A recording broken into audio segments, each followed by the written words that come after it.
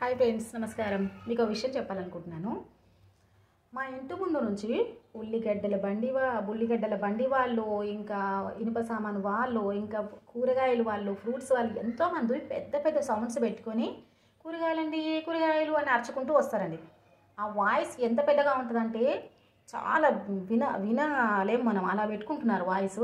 మనం బయటికి వెళ్ళి ఏదైనా వస్తువు కొనుక్కుందాంలే అని చెప్పేసి పరిగెత్తేసరికి ఒకటే స్పీడ్ మీద వెళ్ళిపోతారండి. అదే ఆటోలు పెట్టుకుంటారు, స్పీడ్గా వెళ్ళిపోతారు. మనం వచ్చి పిలిచేసరికి వాళ్ళు ఇక్కడ ఉండరు, ఎక్కడో ఉంటారు. మనం కావాలనుకున్నా అది మనం కొనలేము. సరే పిలుద్దామంటే పిలుద్దాంలే, కేకేద్దాం వస్తారు వెనక అనుకుంటే వీళ్ళ మైకులతో మనం పిలిచే సౌండ్ వాళ్ళకి అస్సలు వినపడదు. ఇక పరిగెత్తడం. ఇంత పెద్ద మైక్ పెట్టుకోవడం దేనికండి? సరే మైక్ పెట్టుకున్నారు, ఎలాగా కంటిన్యూగా మా కూరగాయలు అలా అనే బదులు కూరగాయలు అన్న తర్వాత ఒక నిమిషం కానీ ఒక అర నిమిషం కానీ బ్రేక్ ఇస్తే ఎవరికైనా అవసరం ఉంటే అమ్మ ఇలా రా, నేను కొనుక్కుంటాను కూరగాయలు, నాకు కావాలని చెప్పేసి పిలవడానికి అవకాశం ఉంటుంది. ఆ అవకాశం లేకుండా ఒక నాన్ స్టాప్గా వాళ్ళ వాయిస్ మాత్రమే వినిపిస్తుంటుంది. ఇక్కడ మన కస్టమర్స్ పిలిచే వాయిస్ వినపడదు. ఇంకొకటి ఫాస్ట్గా పెట్టుకొని వెళ్తారు. ఇది ఏందండి, కూరగాయలు అమ్మే వాళ్ళు కొంచెం స్లోగా వెళ్ళాలి కదా. బండి పైన స్లోగా వెళ్తే ఎవరైనా ఇంట్లో నుంచి బయటకు వచ్చి లేడీస్ మీ ఎన్నో పనుల మీద కిచెన్లో ఉంటాం, బెడ్రూమ్లో ఉంటాం, ఎక్కడో ఉంటాం, ఏదో పని మీద ఉంటాం, బయటకు వస్తాం. వచ్చేసరికి ఇక్కడ ఉండాల్సిన బండి ఎక్కడో మూల చివరన ఉంటే ఎలా అండి? కొనుక్కోవాల్సిన అల్లం ఎల్లగడ్డ కానీ ఉల్లిగడ్డ కానీ ఏదైనా ఎలా కొనుక్కున్నారు చెప్పండి. ఇది ఎంత సమస్యగా ఉంది స్త్రీలకు, మీకు అర్థమవుతుండొచ్చు. ఇలాంటి పరిస్థితి మీరు కూడా అనుభవించే ఉంటుండొచ్చు, మీకు ఇలాంటి అనుభవం వచ్చే ఉండొచ్చు.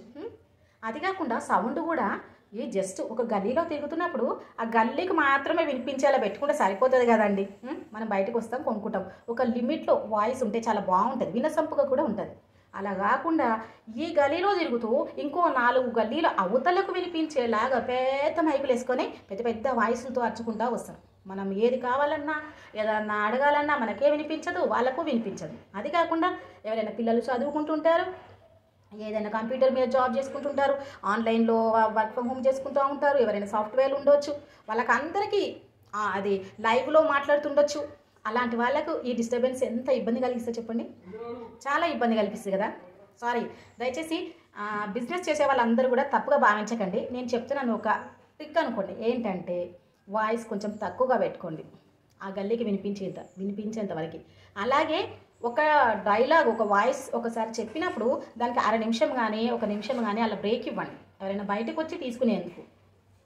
అలాగే మీరు బండి మీద మైక్ పెట్టుకొని వెళ్తున్నప్పుడు కూడా కాస్త నెమ్మదిగా వెళ్ళండి.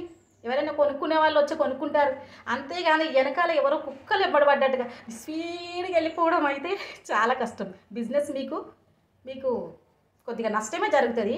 కస్టమర్స్కి కూడా కొనాలనుకుంటాము, ఈ బండి వెళ్ళిపోతుంది, మళ్ళీ ఇంకో రోజు చూద్దాంలే అనుకుంటాం. అలా తిరిగి మాకు కూడా కస్టమర్స్ కూడా ఇబ్బంది కలుగుతుంది. కరెక్టా? మాకు ఇబ్బంది కావద్దు, మీకు ఇబ్బంది కావద్దు. అందుకనే నేను ఇంటికి చెప్తున్నాను, తప్పుగా ఎవరు భావించకండి. చూడండి, మీలో కొంతమందికి ఇలాంటి అనుభవం ఉంటే తప్పకుండా కామెంట్స్ చేయండి, ఓకేనా? నాకు తెలిసింది చెప్పానండి, చెప్పాలనిపించింది చెప్పాను. తప్పుగా ఉంటే ఎవరు తప్పుగా భావించకండి. సారీ, ఓకేనా? Bye bye.